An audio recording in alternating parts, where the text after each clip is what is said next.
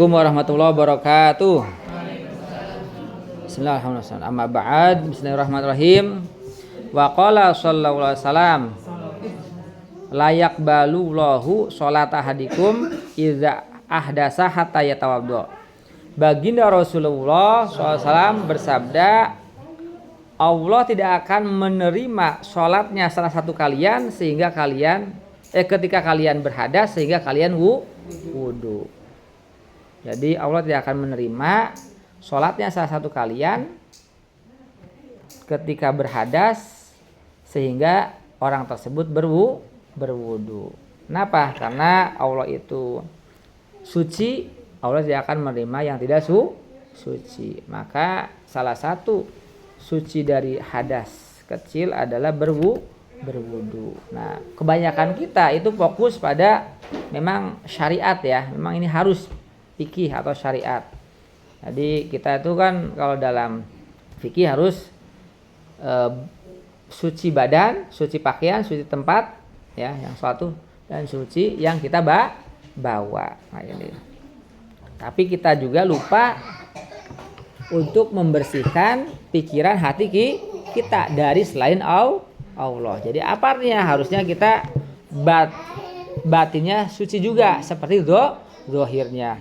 Zahirnya suci, batinnya juga suci. Tuh ya. Nah, ini yang kadang-kadang kita lalai ya. Kalau sahnya sholat itu sudah sah. Asal memenuhi syarat rukunnya, menjauhi yang batalkan. Tapi masalah pahala ini biasanya berkaitan dengan hati, pikiran kita hadir atau tidak, suci atau tidak. Nah, kalau kita sebelum sholat membersihkan jiwa kita dari selain Allah, maka kita fokus sama Allah ya. Wa qala sallallahu alaihi wasallam al-wudu ala al-wudu nurun ala nur. Nah, ini baginda Rasulullah SAW bersabda, wudu di atas wudu itu adalah cahaya di atas cahaya. Apa artinya? Kita masih dalam keadaan wudu, kita wudu lagi. Contoh, umpama ya ada seseorang habis apa? Sebelum sholat subuh wudu kan ya? Ceritanya sholat qobliyah. Subuh zikir, sholat duha, sekolah dan sebagainya sampai duhur masih suci belum batal. Nah, ini kalau dia wudu mau sholat duhur itu berarti wudu di atas wudu ini sunnah dan ini adalah cahaya di atas cahaya.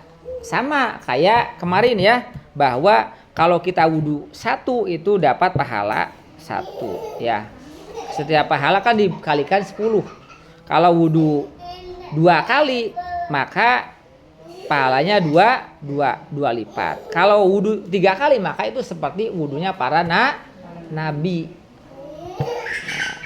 Umpamanya asar lagi masih belum batal. Nah, kita wudu lagi walaupun belum batal. Nah, ini seperti wudunya para nabi, wudu di atas wudu. Nah, ini yang kemarin kita bahas bahwa rahasia orang-orang dahulu itu soleh-soleha atau sukses dalam mendidik anak atau murid.